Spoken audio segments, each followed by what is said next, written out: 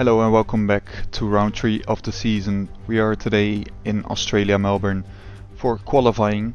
My first time around here in the F2 car, so I had to do quite a lot of practice to get a hang of it. But we go straight into qualifying. So we go towards turn 1. I brake at the 75 meters board and try to hug the curb as much as possible. The DRS is open, going towards turn 3. When you brake under the LED board to watch out on the exit, it's quite easy to spin. Then third gear, a bit of a lift, not the best throughout that corner. So I had a lot of wheel spin. We go to these corners again, a bit of a snap on the exit. Go on the long straight, new straight, with the DRS open towards my favorite two corners on this track. Through the left and the right at 50 meters, downshift towards 4, take as much curb as you can as well on the exit, not too much, as you will end up in the gravel. Then through the new corner as well, again 75 meters. Try not to go and take too much curb, as this corner is a little bit of a lift. And then towards the hairpin, get on the power as early as you can. Quick upshift, so we have less wheel spin. And then the DRS open again. And then we end up with a 1:29.262. So today, the sprint race, no pit stops, just full on pace. It's all about speed, daring, and sheer driving skill. What, I wonder, is in store for us today?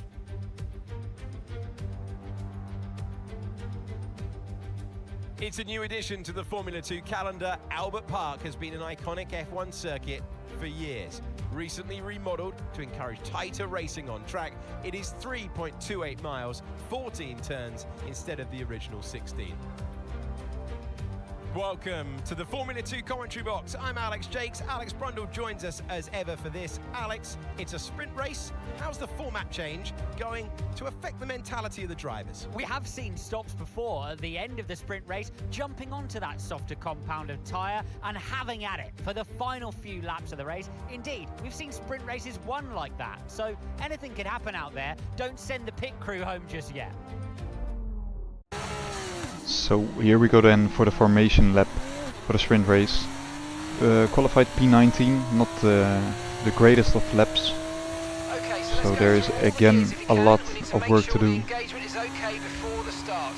We're going to want to put some temperature into the tyres and brakes. We need to keep the engine cool though, so don't go too high with the revs. So we go towards start finish and line up in our grid position. As I try to warm up these tires as much as I can. As you can see, still front's way too cold, rear as well not at the optimal temperatures. But as we go, 5 lights, and away we go for the sprint race here in Australia. Really good start for my teammate, as everyone went away well. As Festi is already up the inside of Richard there.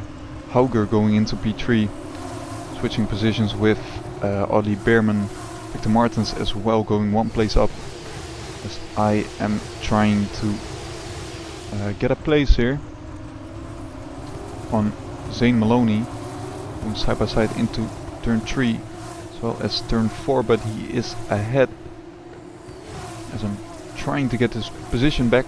And I also go up the inside of Benavides.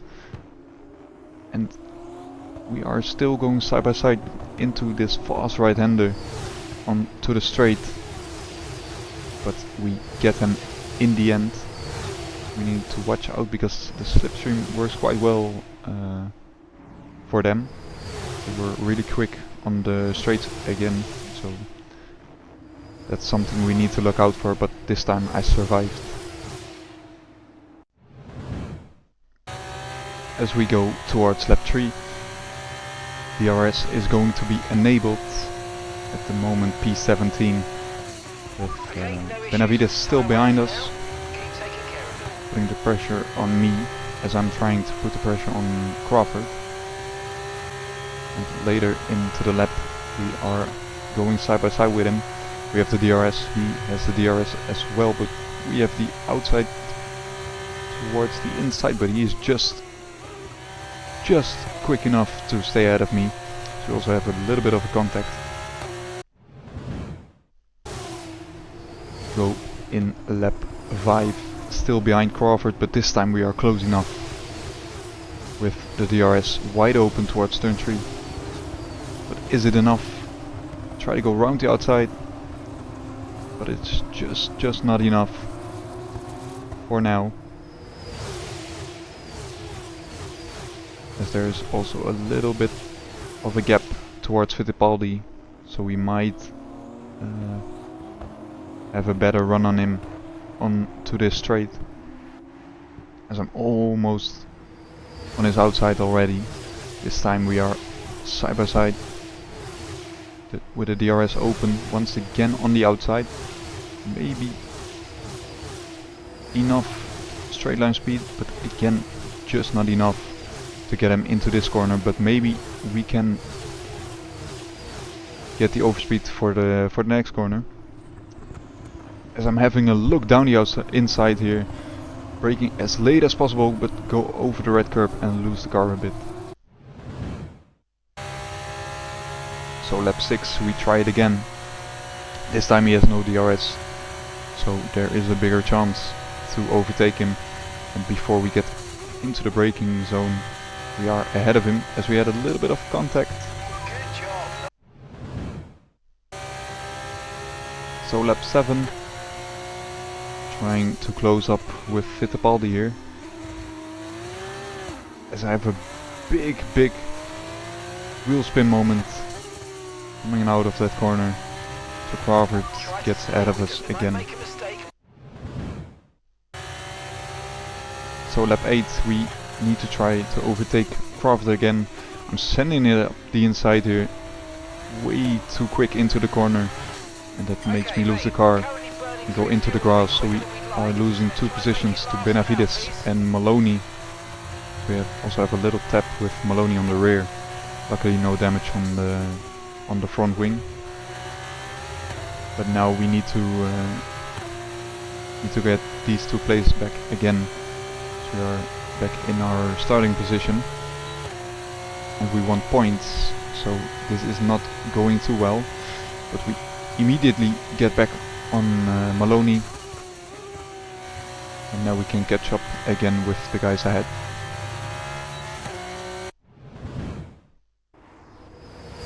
So lap 9, catched up with Benavides as we go almost 3 wide into these corners. Getting the overtake done on Benavides. Maloney as well, slipping through. So lap 10, we are back at the rear of Crawford again. He has no DRS, but it should be an easy overtake. Once again before the braking zone, already ahead of him, as we also have the DRS for the next straight. As we also set the fastest lap in lap 11, so the pace is good.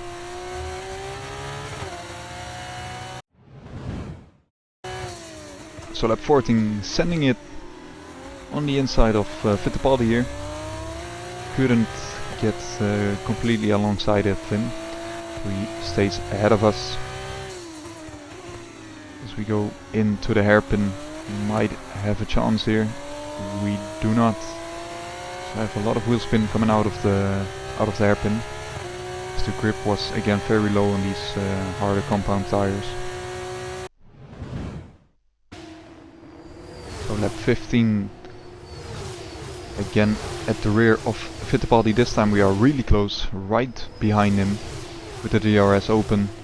I'm going to try and have a send up the inside. This time we are completely alongside him. Again, a bit too much curb, but we are still on the inside.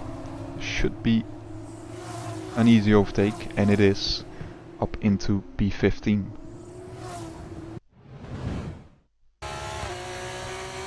into lap 17 catched up with Stanek, as there is a big train in front of us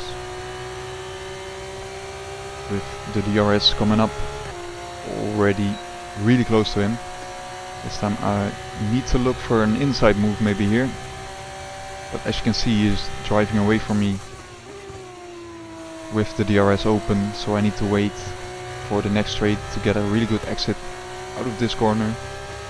With the DRS again wide open, setting it up and brake as late as I can. It's just not enough. Again going over the red curb. This time everything goes alright, but still Stanek ahead of us. As I'm having a look up the inside, maybe should have backed out of it. I saw an opportunity to stick my nose in, but in the end it costed me a little bit of my front wing. I'm afraid, but listen, don't worry about it. It's a long way to go, so let's just focus until the end. As I'm having a little bit of an oversteer moment out of turn 1. So that might give Fittipaldi the opportunity to go up my inside. Luckily he is not quick enough, but I go again way too quick into the corner. Into the gravel we go. We even lose more positions this time, as we are falling back to the back of the grid.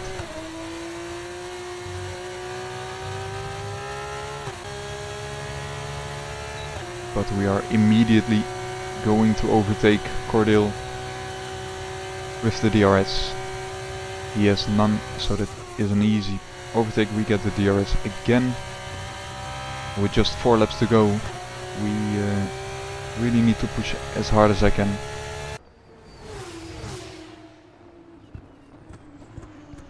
We go then way too quick into the corner, going into the gravel and spinning the car. And it is race over, as there is just a few laps to go, and we fell back 10 seconds behind Cordeel right now. As we look at it, way too late on the brakes, 50 meters. Just couldn't really keep on the curb, and then my left rear went into the gravel, and then it's just done. So we have a look on Cordeel's his POV. Yeah, as you can see, just dipped the left rear into the gravel and it just spun.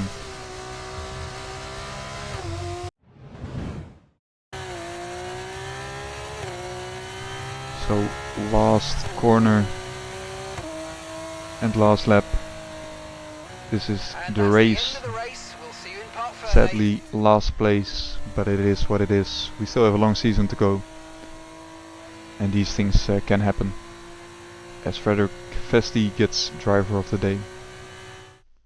Here's our winner, pulling their Prema into Park Fermé then.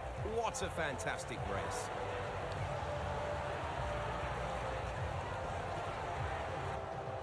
Well, sprint races are basic, aren't they? And that's why we like them. Set them all going and let them have at it. And they really showed the racecraft and pace that you need to win them.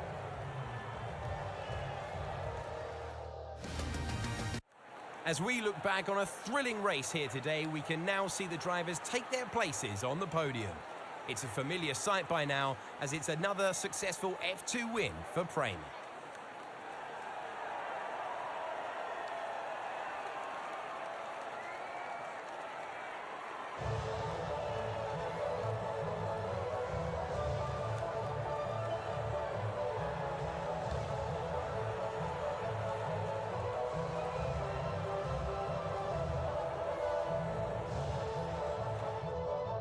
After all this drama, you'd be mad not to join us for the next race. We hope to see you then.